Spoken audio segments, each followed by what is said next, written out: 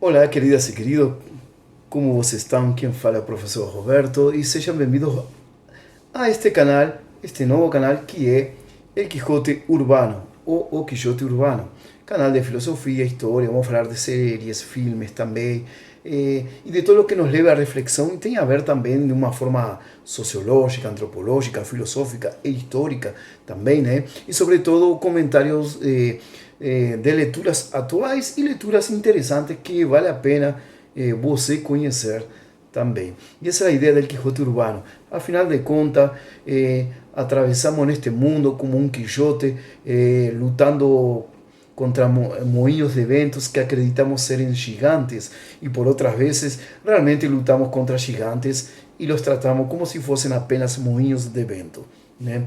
Bom, e sejam bem-vindos, curta o canal, se inscreva. E bom, você me acompanha? Hoje temos uma literatura maravilhosa. Quer saber mais? Vamos lá!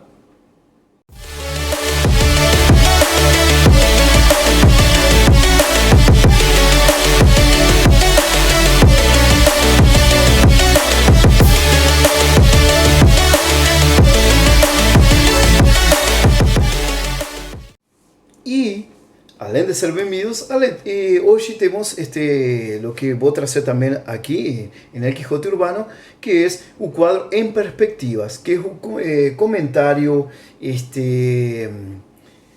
comentando a literatura. E hoje quero trazer, tá, crítica e resenha de Sapiens. Sapiens, uma breve história da humanidade, do professor e historiador Yuval Noah Harari. Bom, este é o livro, umas 500 páginas aproximadamente, 400, em total tem quase 500 páginas, 457, 460 páginas aproximadamente, tá? Aqui tem Sapiens, e realmente o livro, Uma Breve História da Humanidade, diz: Harari é brilhante, Sapiens é realmente impressionante. De se ler, Sapiens é realmente impressionante, de se ler num fôlego só. De fato, questiona nossas ideias preconcebidas a respeito do universo. Essa é a crítica e opinião do jornal The Guardian, se não me equivoco, The Guardian em inglês, né, britânico, que realmente é um jornal muito respeitado também. Bom, esta é a obra Sapiens e vamos começar assim. Sapiens, uma breve história da humanidade. Resumir ou sequer coagitar, falar de história da humanidade, não é uma tarefa muito fácil, né? Muito menos resumir uma obra digna de ler como é esta aqui também. E fazer isso com algum rigor científico se torna um grande desafio. Porém, no livro Sapiens, Uma Breve História da Humanidade, consegue cumprir muito bem essa tarefa na hora de quando falamos de história. Claro, durante a escola, o que aprendemos de história é um amontoado de nomes e datas e de supostos. Mas Sapiens, este é um livro que muda essa visão errônea, trazendo vários conceitos e esquemas muito interessantes. Mas vamos entender um pouquinho então aqui. Também vamos ver diferentes pontos equidistantes literários, certo? Porque aqui nós temos uma coisa. O livro divide o progresso da humanidade em três grandes revoluções, né? Que é a cognitiva, a agrícola e a científica. Ele se divide em três grandes revoluções. Na primeira revolução, o autor explica como a capacidade de abstração e memória que somente o nosso cérebro possui e nos permitiu, de certo modo, formar sociedades nunca antes vistas, né? Visadas apenas só nesse propósito e de uma forma evolutiva. Porém, eram formadas apenas pequenas comunidades e devido sobretudo à escassez de alimento que surge todo um tema antropológico, esse ethos que vai se revelando, né? E aí que surge através dessa escassez, tá? A segunda revolução, que é a revolução agrícola, que nos permitiu produzir grandes quantidades de alimentos para uma futura grande civilização, né? E claro, porém, toda evolução exige realmente um aprofundamento e exige ir além, pesquisa, estudo, conhecimento, de um certo modo até outro. E aí que, para finalizar, se apresenta a revolução científica, e que essa é a que ainda nós vivemos e sempre está em curso. Essa revolução, obviamente, foi possível porque acumulamos excedentes suficientes para não precisarmos nos preocupar em procurar alimentos, supostamente. É assim que o que filosoficamente o livro, né, a Filos, se refere através desta obra literária histórica de Yuval Noah Harari. Porém, será que estão assim? Como que estamos neste século XXI? Antes do século XX, somente os ricos aristocratas faziam pesquisas como um hobby, né? Mas atualmente a ciência se tornou uma profissão em que qualquer pessoa, independentemente da classe social, pode atingir esse grau ou chegar nesse nível, respeitando certos parâmetros que é exigente para essa área. Mas o autor também também discute no final do livro sobre as consequências futuras de certos avanços científicos, como o avanço da inteligência artificial e a famosa búsqueda eterna pela imortalidade, certo? Porém foi deixada uma discussão mais aprofundada sobre o tema em seu segundo livro, Homo Deus, né? E agora é que aqui vamos a entender o livro de fato. Bom, o professor de História da Universidade Hebraica de Jerusalém, que nós chamamos, na qual eu também estudei, chamamos de UJI, University Hebraic Jesuits, né? International, o autor, que ele fez um doutorado com uma tese sobre as memórias dos soldados medievais, hoje nos apresenta agora um ensaio informativo para determinar os marcos da história, né? Os marcos principais da história do Homo sapiens, desde seu surgimento 200.000 anos atrás até o presente. Agora vamos entender. Naturalmente, uma história desse tipo, se vamos a raciocinar, envolve apontar apenas os eventos mais relevantes. E é aqui que Harari nos traz em Sapiens, deixando longos períodos quase em branco e reservando amplo espaço para a interpretação pessoal dos eventos, no caso de Harari. Ao mesmo tempo, é óbvio que se você quiser garantir ampliamente um público maior, deve-se lançar mão e abrir mão de alguns recursos expositivos que combinem as leituras abundantes com uma linguagem direta e casual, e que é, sem dúvida, um dos principais atrativos desta obra. Uma linguagem direta, casual, ela vai de uma forma mais abrangente e vai pulando detalhes para ir nos pontos principais da história, né?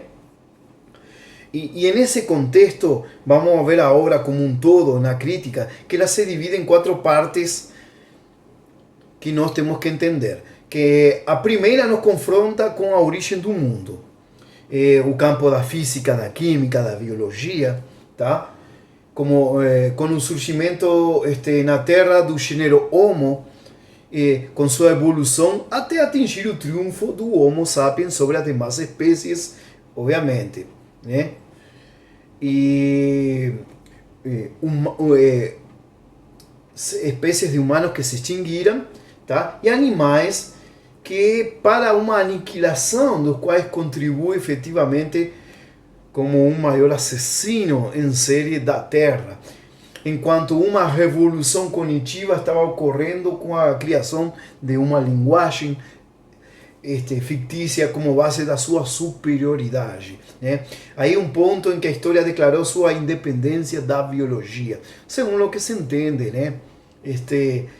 O que tenta explicar Yuval Noah Harari.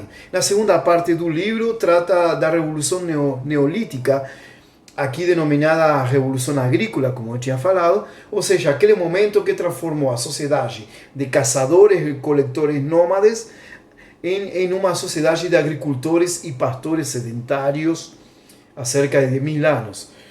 Bom, a ver, ora, esta etapa do progresso humano foi complementada pelo surgimento dos organizadores de uma forma complexa para ordenar a produção, uma organização produtiva e a distribuição dos bens aumentados, né? Que lá na frente os filósofos falam sobre os temas de tratado, como John Locke, Rousseau, sobre os direitos de terras, direitos de moradia, essas coisas, né? Mas aqui, historicamente, fala essa organização de distribuição e da produção e dos bens que aumentam, tá? E que inevitavelmente levou à hierarquização, à hierarquia dos grupos, para que as classes superiores que vão surgindo, como os reis, padres, administradores e os grandes latifundiários, né? Começa a se estender e tende uma certa discriminação e opressão das massas de trabalhadores. E aqui o autor abre um espaço, né, para o estudo do patriarcado, ou seja, do predomínio do homem, né, sobre a mulher. E que, através de sucessivas ideologias, tentaram legitimar como se for realmente uma ordem natural das coisas, e na qual se entende que não é, que é imposto, né? E nós vemos na terceira parte que já nos arremete a uma era moderna e o período da primeira globalização, e ao surgimento de grandes impérios mundiais, como é o Império Espanhol, o Império Britânico, e mais tarde depois vemos um império econômico como é o norte-americano, o dos Estados Unidos de Norte-América. E que a Europa também cria um certo império, né? Mas nós vemos que esses impérios se baseiam na ambição, ou seja, no dinheiro. Por mais que aparentemente esteja oculto sobre o fardo, ou um suposto fardo, o manto pesado, né? O fardo do homem branco, que é o Plixing Dixit, né?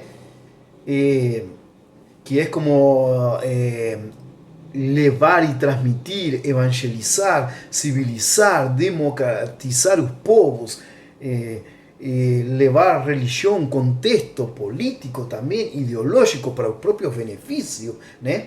Aqui todos vemos que em meio de um longo e lúcido discurso sobre o papel das religiões, em que se faz uma discreta desculpa dos politeísmos, que por razões óbvias, né? Realmente Harari expõe isso, né? E seus produtos em termos de uma intolerância, né? Como nós vimos, esos politeísmos que por razões óbvias e seus produtos de intolerância, mas também antes de surge uma certa dose camuflada de tolerância em um grito contra o fanatismo do monoteísmo que Harari quer falar e expressa, insistindo mais, e é verdade, como se vê no cristianismo, islamismo e do que no judaísmo, por razões óbvias, e seus produtos depois carregam com essa paradoxo e com essa, digamos assim, paradoxia de contrapostos, né? que aí surge essa intolerância para aqueles que não aceitam a suposta verdade legítima por natureza. Tá? Y vemos os antagonismos realmente internos, guerras santas, las cruzadas, las yihads, ¿no? Con algún ejemplo verificable a través de los imperadores romanos, que enviaram menos cristãos aos leões do que em 3 séculos do que o catolicismo e cristianismo enviam a outros cristãos a mortes em apenas 24 horas, como no dia de São Bartolomeu, tão celebrados por magnatas católicos supostamente caridosos, incluindo o papado de Roma. E muita coisa mais, que tudo isso se vai vendo, o que traz quando é um tema de religiões patriarcais, de raízes históricas geral.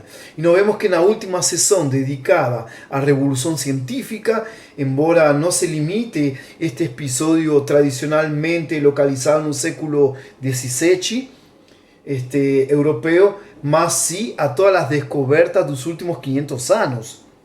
¿Eh? Como podemos apreciar que es no campo da ciencia, ¿eh? Mas aqui vemos que essa frouxidão conceitual permite que Harari se encarregue também de enfatizar nos grandes avanços tecnológicos, desde os gerados pela Revolução Industrial até os mais recentes na engenharia genética, como uma recriação de um ser humano dentro de um computador, ou a busca senão pela imortalidade, e sim também pelo, digamos assim, menos do retorno implícito, como o projeto Gilgamesh, né? E outras possibilidades abertas a los modernos Frankenstein. Também das limitações desse novo poder do homem, que vai acelerando a deterioração, né? Climática, que ataca seu próprio hábitat, obcecado por cifras macroeconômicas, como que o capitalismo acaba com o naturalismo, né? E aí que ele ressalta a beleza da teoria de Darwin, é que você não precisa assumir a existência de um designer inteligente.